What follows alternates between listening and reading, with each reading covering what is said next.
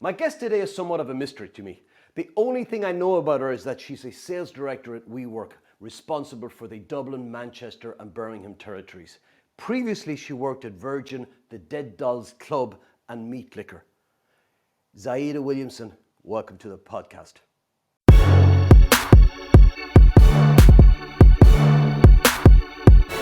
First of all, I have to ask you, Saida, it's a beautiful name. I've never heard it before. What's the background to it? It's an Arabic name, actually. I was given the idea that it meant happy for a long time, and then recently found out it translated as the Huntress of Fortune.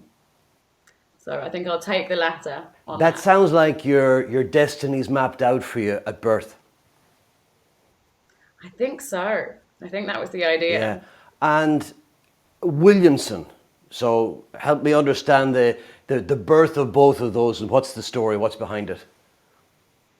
Well, my parents are both fairly well traveled. They converted to Islam at young ages. My mother's from Ireland and my father's from Newcastle. Hence the very English surname and the slightly different Muslim first name. The second thing that jumped out at me when I first came across you on LinkedIn was the Dead Dolls Club. And I thought, what is that place? It sounds very macabre. It sounds creepy. Maybe tell me where. It's a restaurant, I believe, in London, right? Yeah, so it was a restaurant and events bar in London. It was actually owned by a very good friend of mine, Gregory Barry. And I used to consult there and work as a general manager for a period of time. And we opened up a new site across London, which I also used to run, which was also the Dead Dolls Club. And the other Very one that jumped out at me was interesting. Meat Liquor was another name. I mean, do you on purpose go out of your way to find the places to work that have unusual names? One would assume so, but unfortunately, I think they just find me. Meat Liquor was a brilliant restaurant and it was a very gloomy kind of almost dive bar aesthetic restaurant, and it served amazing burgers. So thankfully for my waistline, I'm not there anymore. I'm curious, Zaida, you said your mother was Irish, your father was from Newcastle. I don't know whether they had a conventional upbringing or not, but you said they converted then to Islam along the way. Did that mean you had some sort of a unconventional in that there's a marriage there of so many different influences? Or was it just absolutely normal to you in terms of where you grew up? I mean, obviously, however we grow up, it's always going to seem normal to us. That's our normal. There were a lot of Islamic influences in my upbringing, but I wasn't necessarily raised to be a Muslim myself. It was more that we all had our own choices. So I've got 5 brothers, and we've all individually chosen how much we'd be influenced that in our daily lives. And I'm curious how it's influenced you in terms of your choice of career, in terms of what you would have been exposed to as a child, what you were like, what you were interested in, and how that's panned out. I think, we were never conventionally set as, education was obviously a forefront, but it was never something that was kind of beaten into us. We were all very creative growing up. I was kind of on the other end of the scale where I liked being very organized and I liked structure. So I think, my dream as a child was I wanted to be an aid worker. But on the other end of the scale, as an aid worker, I wanted to work in project management where I'd manage kind of sites and things like that. So it was always, I think, almost you rebel against what you're raised with. So where we were raised in a very creative kind of home, I wanted the more structured side of it. Were you the eldest? No, I'm the second Second youngest. youngest. So I've got 5 brothers. Interesting choice of profession or desire for a second youngest. The project management, I Yeah. mean, something with structure. Very often they kind of that the younger children tend to be, well, maybe it's where you ended up more outgoing and open to kind of creative pursuits. Yeah. I mean, I think, 3 of my brothers are artists, and then myself and 2 of my brothers work in, well, they're both tradesmen. So we were kind of, it was three of us were very creative and three of us went the other way. So I think it was quite an interesting dynamic for all of us. Yeah. Um, and I think going into my career as I started, I mean, I started work at 14 in a restaurant. So I started very early in hospitality and I didn't necessarily want to remain in it, but I learned a lot from it as I went through that's definitely impacted how I work today and the environments I work in today. Yeah, so if I look at the restaurants, that's clearly hospitality driven. Virgin, were you on the retail end, I'm guessing? Yeah, so I started in kind of membership services, which is similar to account management, but also running the front of house. Yeah. And then I transferred into the sales element within my time there. So now you're at WeWork again. I would imagine it is a form of hospitality business, Yeah. um, but also different in that you're dealing with businesses rather than individuals and consumers. Yeah. Wondering what was that transition like? I have a theory. We used to have, obviously, countries had military service. I genuinely think that everyone should do at least 2 years in hospitality before they enter the working world. Because, the lessons that you learn in how to deal with people, how to de escalate situations, how to manage every different walk of life, it really is invaluable. And I mean, a common theme throughout my working life has always been people. So I think once you understand, in essence, how to work with people, how to manage different people and different kind of situations, it's one of those things that those elements can be seamless. You're just learning and picking up different elements of how to do the job in each different environment as you go along. My experience of hospitality, and I've never worked in it, but I have some relatives who, my nephew in particular, I'm thinking of, who's a general manager of a casino, and he's worked in hotels and so on, and it's very much a reactive type job.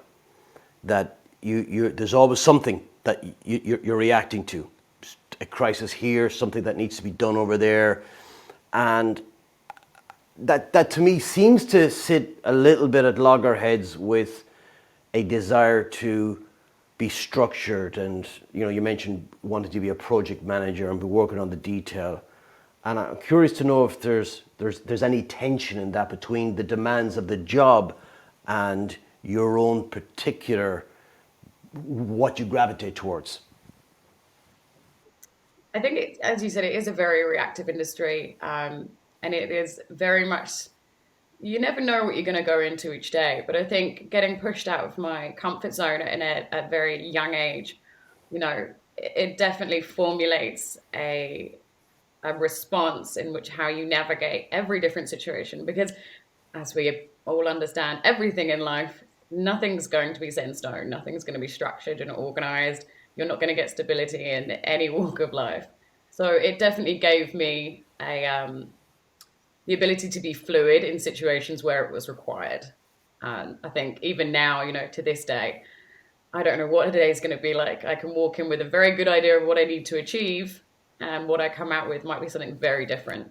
So it definitely formulated that kind of And does we response work that like I that? I needed. would have thought, again, my only experience of we work is I've been in a number of the buildings working there with client companies. My experience of it's much more operational. And I know hospitality is operation, clearly it is. But the Yeah. demands, those immediate demands, I would have thought are not there, but maybe I'm wrong. I mean, it's one of those things. It's not to say that, you're kind of going into any day and it's not structured. There is structure there. But I think with any role, you're always going to be putting out fires somewhere. There's always something that needs to take priority. And, with any company, with any job, I don't think, unless you're, a surgeon where you're going in and you have one thing to do that day, I don't think anything is going to be that structured that you won't have to respond and react in certain instances and prioritize when need be. It's definitely not the same as, being in a restaurant where it can be completely different each day, but there is an element of it. Clearly, your business has not been without its challenges this year. Your client base just almost disappears overnight. And I'm wondering if that's something that your prior experience has helped you prepare for. And I'm also interested in what that's like and how you dealt with it and where you are now with it. In terms of, how we've worked through in the past year, I think so many times within any company, you're going to have challenges thrown at you. Every company has had to react to the pandemic, and it's really had an adverse effect on so many businesses and so many different walks of life for everyone. I think, personally for me, I manage across, you know, two different countries and five cities. And so my work and my day to day is always kind of, there is an element of remote. And so that actually hasn't changed a massive amount for me. But in terms of, how we've all had to strive against the pandemic, it's definitely been difficult and there have been challenges at certain aspects of it. But everyone's teamed together and there is a real community structure within our team, within our kind of internal workforce. And I think everyone's been really super supportive and created an environment in which we can push through as a team as opposed to everyone struggling individually. And is it a case now of just waiting this out and you're feeling that it'll come back to the way it was? Or are you reimagining it to be somewhat different in the future? I think it will be different to an extent. I think everyone, we've seen so many articles and so many different think pieces on the ways of working, and it's brilliant because I think with the way in which we've worked, I think everyone has realized doesn't necessarily work for everybody and doesn't necessarily work on a general scale. And so I think as we go back to work, I don't know about everybody else, but going back straight away to 5 days a week is going to be quite difficult. And I think also, traveling into cities and things like that, the flexibility that's going to be required from employers to, you know, definitely work with their teams and work with their employees to understand what it is they need and what it is they feel is best for them to be as productive as possible. I do think that people will be going back to the office. I can't speak for everybody else, but I definitely can't work from home Yeah. anymore. And I think the camaraderie that you get from working in and the collaboration that you get from working in an office is something that really inspires business and definitely helps with also, having a work-life balance, which is really Yeah, important. I think it's one of those things that I think people have now discovered. It's like, yeah, a fish doesn't miss water until it's taken out of water. And I think it's the same with people that we've realized we need other people, just that even there's casual contact. Even if it's holding the door Yeah, open for somebody and saying hi as they pass by or saying excuse me as you're waiting in the coffee queue, those little moments matter. And exactly. Community that we have, I think, is really yeah, important. And I've had many discussions with many different friends and business leaders that we work with, and it's definitely a case of the community aspect of the workplace. I think we've taken it for granted up until now, and I think everyone's very much looking forward to getting back to it. And I have a very kind of positive outlook about how that transition is going to go. I think we'll all be returning in some form. yeah, no, for sure. The only thing I wonder about is if the physical structure of I don't mean the internals of offices, but where they are, the geography is a lot of them at the moment have been in major cities. And, Yeah. and I think an element of that will be true because I think younger people want to be in major cities. But I think it's people who are more family oriented in their 30s and 40s. I think the structure of the WeWork environment is absolutely brilliant. I would imagine that there'll be more micro hubs built by or bought by developed by the likes of WeWork, but in smaller, more remote locations that not everybody is going to want to go back to in the city. And I'm just Yeah, I mean, we have, if you take London, for example, we've got 58 buildings across the entire city, and they're all the way in East London, they're in Hammersmith, very residential areas. And, I think it's one of those things. If your company is based in a city building in a direct in the city, you know, and you don't want to travel in, then you have those options to go to more residential buildings. We've kind of rolled out what we call all access, which provides people with the ability to choose wherever they want to work from.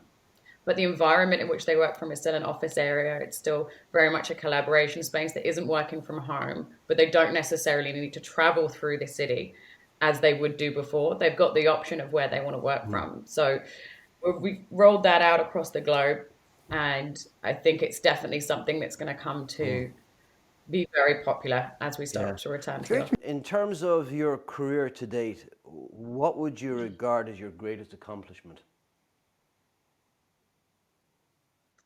Um, I think I've learned a lot. I think one of the main accomplishments I've had is a lesson I've learned, to be honest, which is my work life balance.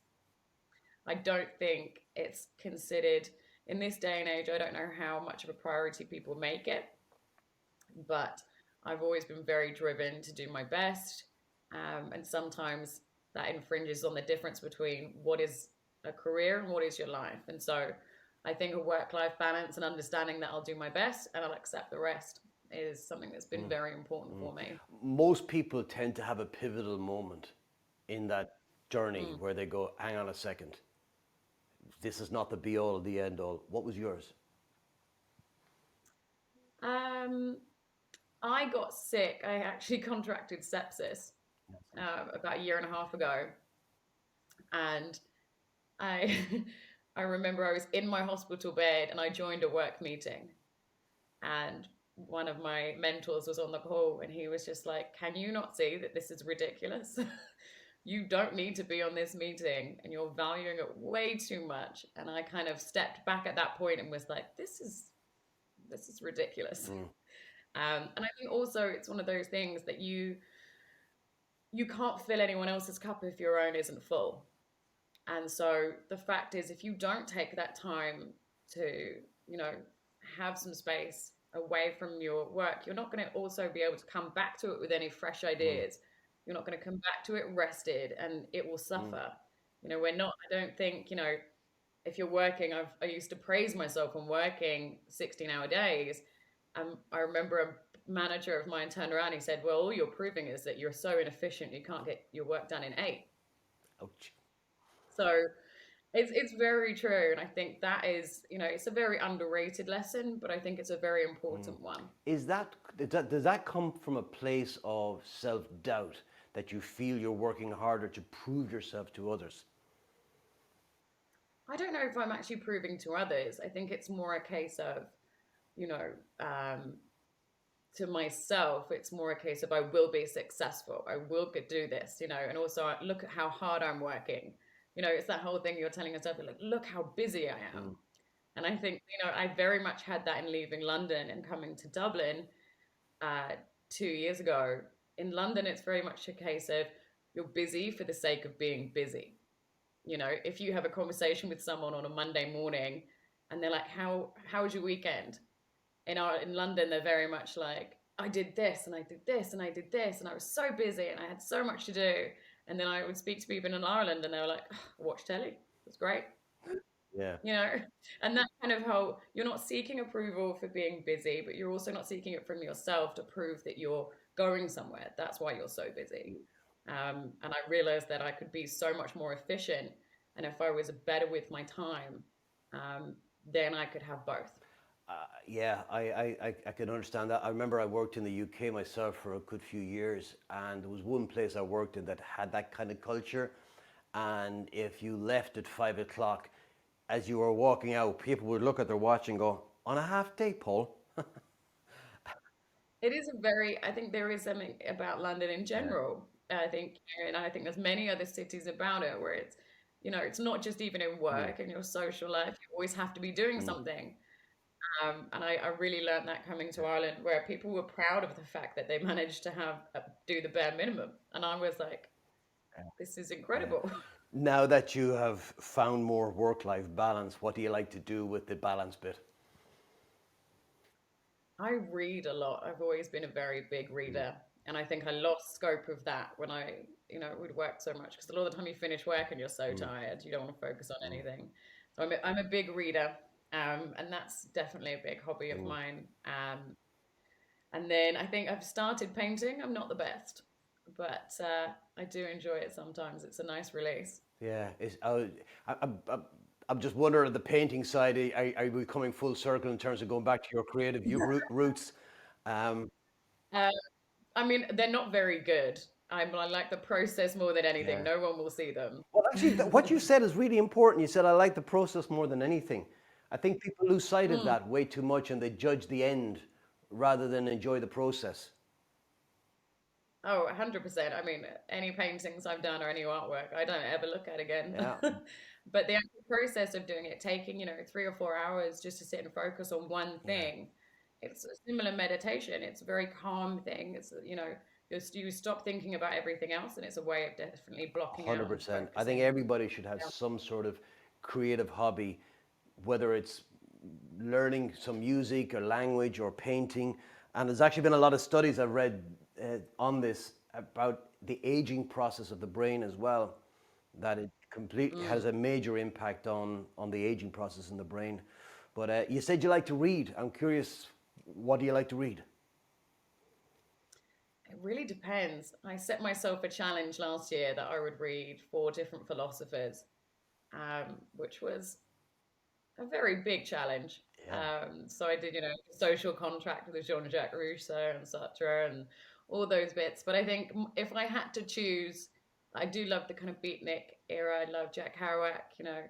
I do love a lot of American writers like Henry David Thoreau and Salinger. But if I had to choose a book that I would read again and again until the end of the time, it would be Tolkien. It would be Lord of the Rings. Okay, I have to admit I've never read Lord of the Rings. I have never seen the movies either. I know it's Middle Earth, that's about it, and there's goblins and stuff in there. Um, Yeah. I'll come back to that in a moment. You mentioned beatnik, and I'm deadly curious because I know that term, I, but I couldn't. I Mm. don't know what it is. Perhaps you could put me out of my misery. So it was very much a kind of turn of age of, you've got people like Jack Kerouac who wrote On the Road, which I'm sure you've heard of. And it I'm was just a feeling really generation. not okay at the moment now because I'm clearly in the presence of somebody who's not the Philistine that I am, and so I don't actually. So please enlighten me. So On the Road, it was a book basically that was written set around a man in the 1950s who kind of gave everything up and decided to travel across America.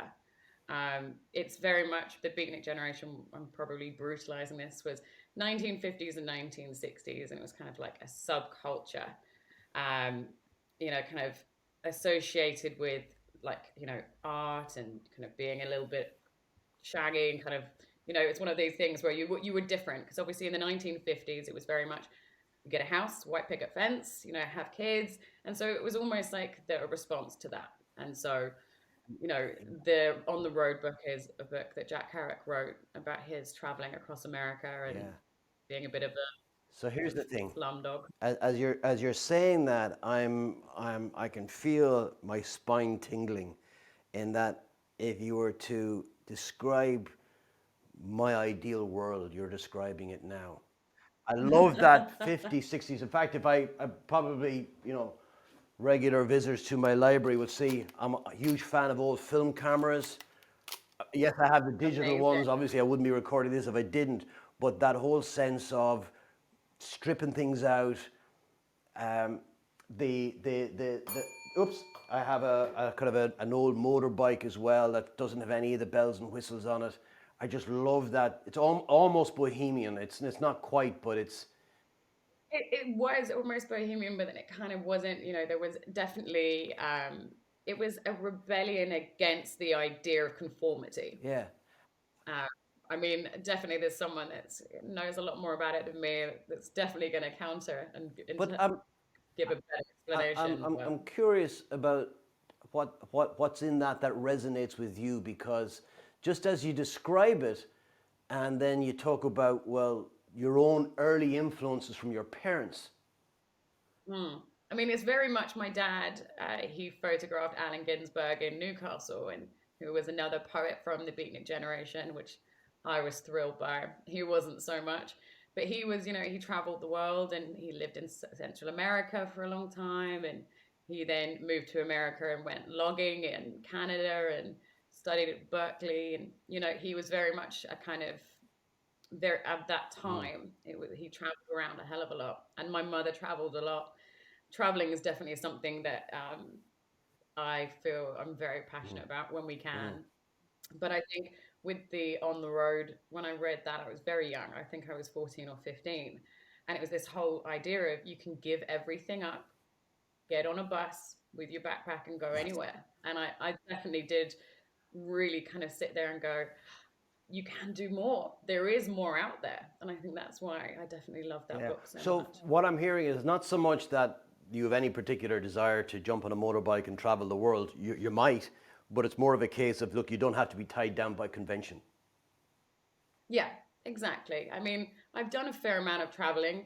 Then obviously, it's one of those things. I'm either one or the other. As I said, I do enjoy structure and I love stability. But then I've had times where I've just booked a flight to Sri Lanka and gone 3 days later.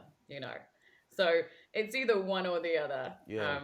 And I think I do get that's definitely something, that confidence to do that is something I got from my Yeah. parents, Is definitely. that sort of just impulsiveness, or is it something more than that? Um, I think, my dad calls me a flight risk. Um, and um, and he's, That's it's the one kind of of thing those, that only a father could get away with saying. Yeah. yeah, yeah. I think it's one of those things. I moved to Dublin and I moved here with two suitcases and one of them was full of books. I like being able to kind of have very minimal and be able to be free to make whatever decision I want to, whether that be staying still and staying settled in a somewhere or having the option to go, actually, I'm going to Yeah. go. Sorry. And I think it's one of those things again. So the next time you travel, you've You're got very, your two cases, one full of books and one full of clothes. Get rid of the books and buy yourself a Kindle. It'll be a whole lot lighter when you travel, I promise you. no, that is sacrilege. No, Oh, you know what no, it is? I My would. wife's a massive reader. Every night, every day, she'll always have a book on the go. But since she discovered her Kindle, she absolutely loves it. Now, I do prefer the tactile and the smell of a real book. But Mm. she absolutely loves her Kindle and would not go. If our house was burning down and she could only grab one object, she'd go for it. She'd leave you and No, take the the Kindle, Kindle. like you, Paul, you make your own way out. I'm getting my Kindle. I know that for sure.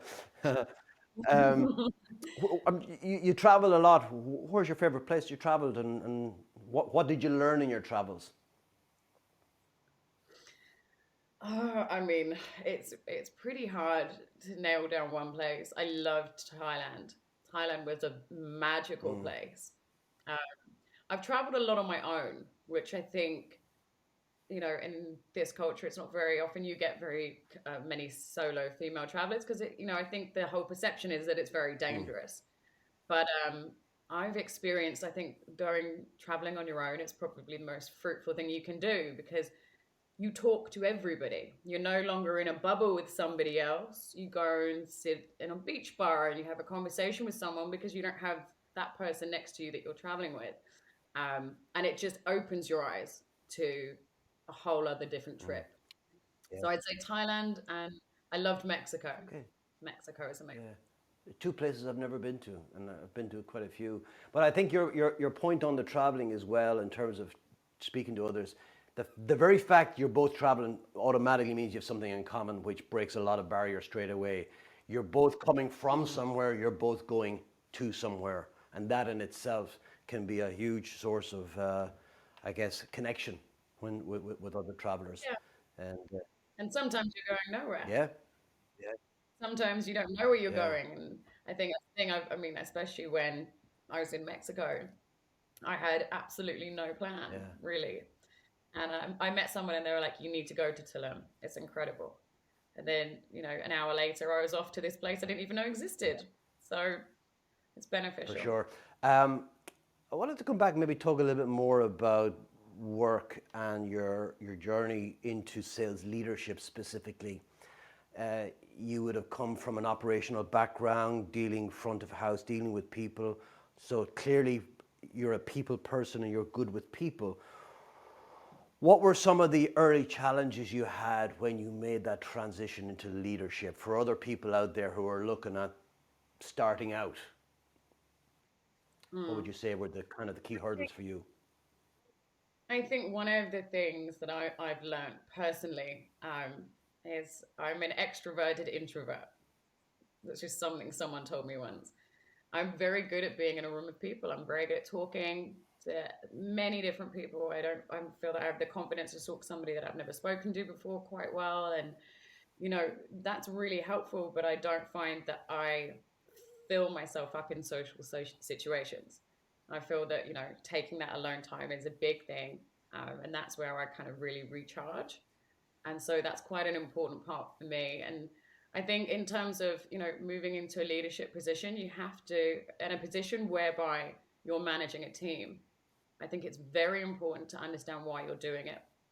I managed people in hospitality a lot. And when I joined WeWork, I was an individual contributor.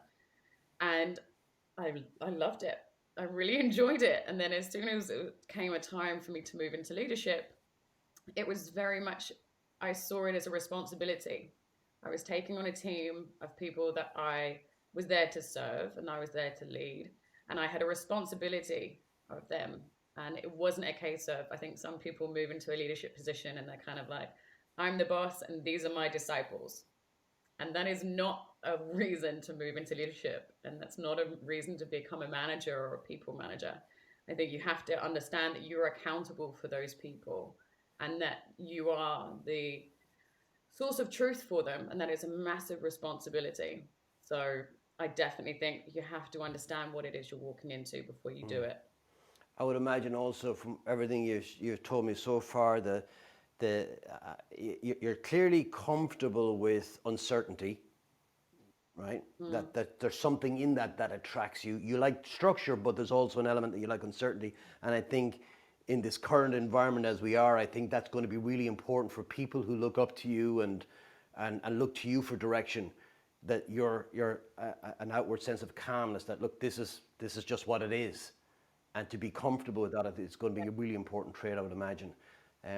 You said something else which was interesting as well. This I'm an introverted extrovert, or was it an extroverted introvert? An An introverted introverted extrovert. extrovert. That was interesting when you said that. In my head I went snap, because I've had that exact same thing. People often assume I'm extroverted because I'll go on stage or I'm training and I'm with groups of people, but that's in that role. But then I get my sense Mm. of energy from being on my own. And it's the same Yeah. for you. Yeah, I mean, I'm great in social situations, and you can be the life of the party, but that might not be where you where you recharge. And I think that's a really important thing to understand. You can be both a work in progress and a work of art simultaneously, but at the same time, when you're in when you're on your own, and that's where you recharge, and that's where you kind of find your Yeah. energy. That's a very good thing to understand before you go into those I'm situations. wondering then, have you ever found that people find that strange? Not strange in a weird sense, but strange as in they don't know what to do with it, as in they see you being extroverted and they assume that automatically you're an extrovert. And then when you want your own time to recharge, they don't understand it.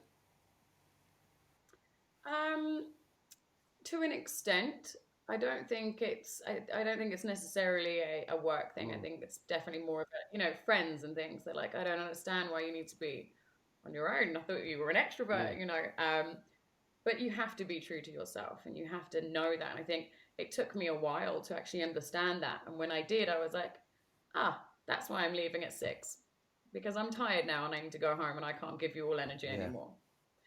And I think, you have to be, at the end of the day, you're your own cavalry. So you have to provide that sense of security for yourself and protect yourself when you need that. So whether or not people understand it isn't necessarily your problem. Yeah. I'm guessing did you come to Dublin with WeWork, or did you come to Dublin first? Well, I was offered the job and they offered me Paris, Dublin, or London. And You my wait, French wait, is wait, wait, not wait, wait, very, wait, wait, wait, wait. You turned down Paris for Dublin. I did. Yeah. Okay, you you need to explain yourself for this one. Well, my French is not great. Um, and I'd done London. I kind of had thought, I've worked in London. I know how it goes. And when Dublin came up, obviously, I've been to Dublin quite a bit. I came a lot as a child, and I loved the people here. I loved, I thought the one great thing about Dublin is it's a city in a Mm, town. You know, you do relinquish your anonymity, which is what you do get from a city like London. But it's again the same way I kind of mentioned earlier. You have that kind of slower vibe, mm, but you're able to still kind of work within the same elements of yeah. being in a city. It's funny you should say that. By the way, I'm only half joking about Paris. Paris is a beautiful city, but you're right. It's the people in Dublin. It's who likes Parisians, right? I'm sure they're fine, Of but I course they mean, I are. Of definitely course they prefer are. Italian. Individually, yeah, absolutely, they are. They're lovely people, truly. They know I'm joking because I know a lot of them. Sorry, that Yeah. sounds like I know every Parisian on the planet. No, I don't. But I have, good French pals, and they have a good sense of humor, so they know I'm only kidding them. Uh, but it was funny you said about you losing your anonymity coming from London to Dublin. I grew up in a Yeah. regional town in Ireland, about 80 miles south of Dublin, 15,000 population, so pretty small on the overall scheme of things. And we would have looked at Dublin, and when moved to Dublin, as in our early 20s or late teens, that Dublin, you were anonymous in Dublin. So it's quite interesting to see that No. those perspectives, and it is all perspective when you think about it. But we start look when Oh, it in is Dublin, nobody perspective. knows your business. It's fantastic, and you had the opposite. Yeah, I mean, I moved from London, which has 8 million people in it. You'll see someone once, you'll never see them Mm. again. And I moved here and I found that, you'd be talking about someone and someone behind you would be like, I know his mum. And you're like, what? And I think it's quite funny. I remember being in a bar. I'd been here for about 6 months, and I was in a bar, and there was a group of friends, and then this one of the guys was like, "Oh, there's a new English girl that started at WeWork," and I was like, "Yeah, that's me." I had no correlation Wow. to him at all, and I Yeah. think the kind of Francis Bacon element of 5 degrees of separation. Yeah. It's two or three in Dublin. Yeah. It is funny that London is. I absolutely have to say I love London as a city.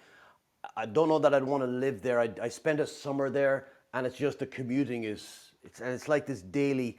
It's like you go down a rabbit hole in what looks like and feels like one city, and then you pop up somewhere else into daylight, and it's completely different. And The thing you need to accept with London is everywhere is going to take you an hour. Wherever you want to go, it can be to the next borough, it can be the other side of the city. Everything's going to take an yeah, hour. yeah, it does. So you came to Dublin with WeWork. So you've no family ties to Ireland or Dublin. So Well, my aunt lives here, but my mother's from Tipperary. My mother's uncle, I'm sorry, yeah, my mother's uncle was a hurling referee in Tipperary. okay, So I've heard a lot about it. yeah, definitely muck savages, a lot of them. Uh, I know, I don't. Well, I don't know. Actually, what I said about the prisons, I don't mean. I do mean it about the Tipperary folks. There's no question about that. So I have, where to for you next? Have you any sense in terms of your life mapped out where you'd like to go? Funnily enough, I think the past couple of years have shown me that anything can happen in a year. you know, Not just obviously the pandemic, but I've had some kind of different life changes whereby a year, everything can change in a year. And I quite like Mm, that. So I think I'm definitely going to stay on the road of I'm going to enjoy right now. I'm not going to kind of look forward and go, I need to have a house in 2 years. I need to have, I need to be married and have a white picket fence in 3 years. I like the idea of kind of not knowing. And I wouldn't be surprised if I ended up living in Lisbon or moving around quite a bit. mm. What would you like to have if you're just to kind of wave a magic wand and go poof? Here's where I am. What appeals to you? What attracts you? I mean, I'd like to have a holiday home in Lisbon or a home in Lisbon that I could pop in and out of. That would definitely be on the Yeah. list. But I think again, as much as I'd like to wave a magic wand, I like not knowing. Yeah, I think that's the fun. If we knew everything, what would be the point in continuing the yeah. story? Now you said Lisbon, not Lisburn, right? Because Lisburn is a Lisbon. little Yeah. backward place in Northern Ireland. I don't know anybody on the planet would want a holiday home in that place, but No, Portugal. Portugal, A little bit more. yeah. I'll have to say I love Portugal. Now, I've been on holidays there many times, and I've been and work in Lisbon a few times. My favorite place, and I'm curious to know if you've been there, is it's in the north now. I'm saying it's my favorite place. I've just got a brain freeze on the name of it. Porto. Have you been to Have you been Porto, to yeah, Porto? I I have, love yeah. that, and I prefer to Porto. It's just more, or to Lisbon. It's much more raw and unvarnished. Mm, There's something about it that to me appeals. Again, Lisbon is a beautiful town, but that just Porto is just to me feels more. I don't know. I hate the word authentic. It's thrown around by everybody these days. Uh, but yeah, I think something about it reminds me of my childhood growing up in Ireland in the 70s. That was just you play it on the street. The background noise was dogs barking and other kids laughing, and it's just that raw city vibe about the place. mm, Yeah, it really does appeal, but beautiful. What would you say mm. you're most proud of in your life to date? In general or in work We'll start with general, terms? and then we'll look at work. I'd say I'm most proud of my resilience, I think. I think I'm most proud of, I think if I had shown where I am now to this 16-year-old me, I'd be very happy about Mm. it. I think I've definitely been very resilient in the face of many challenges that I've had, and I've come to a place that I feel strong and I feel like I'm still empathetic and I'm the whole rounded character that I could have wished to have been. And so while I'm definitely learning and I'm not all the way there, I think that's something I'm most proud of. I don't think I'd attribute it to a specific um, kind of, I don't think I'd attribute it to a specific instance. It's more a case of Yeah, well, I'm and I most wanted to proud. ask you that if you're comfortable, is where have you found, in the face of what have you found yourself digging into your resilience and finding your own resilience in? I think over the past kind of couple of years, I've definitely experienced loss within my family, which was quite difficult. And I think it's one of those things you don't necessarily know how you're going to respond to that. I think, we all watch the films and we say, oh, that's how it's going to work out. That's how we'll respond. And when it happens, your reaction isn't the same. And I think, a lot of the time from loss and from, losing people in your life, you can definitely have the risk of turning bitter and cold to things. And I would have, if, you'd have asked me 10 years ago, I would have definitely said that's probably the way I would have gone. But I'm really proud of the fact that I didn't. And I actually took from that and learned from that experience. And it's made me a better person. And you said you didn't. Was that a conscious effort, or was it just something that you actually discovered in yourself that you didn't know was already there? I think the latter. I think it was always there and I just wasn't aware Yeah, of it. yeah. So I can understand that, because then you're discovering more of yourself, which is where the pride comes from. Is that we discover that we're more than we ever thought we were. Yeah, Yeah, definitely. And I think we have more. I think we're so capable of more than we know. And it's not until you're in the face of adversity that that's really comes to fruition. yeah. When all this is over, Zaida, and you've shuffled off this mortal coil, and there is a statue erected in your honor, and at the base of the statue there's a little plaque What would you like it to say? She said she was sick. Do you always use humor to deflect from areas you don't want to go into? I do. I mean, I think I'm hilarious, so I think it's definitely a definite way to go. No, I'd say, and to be fair, I've stolen that one. That Yes. was Spike Milligan. Yeah. I'd say there is an Aldous Huxley quote, and then it just says "lightly, darling," and I really Lightly? like that. Lightly, darling. Lightly, darling. What exactly does that mean to you? It's more a case of just tread lightly, Okay. just lightly, darling. I think tread lightly, and I think it can have whatever connotation anyone that was going to read that plaque would think, but Yeah. for me, it's just more a case of, tread lightly. Yeah. That's the artist in you, because I think a good artist will put something out there and will say, it's up to you to interpret it. Yeah, Yeah. I think definitely. that's a great place to leave this today. We are up against it on time, regrettably. I could talk to you all day. Saida Williamson, thank you so much for being my guest today. I've thoroughly enjoyed it. Thank you for having me.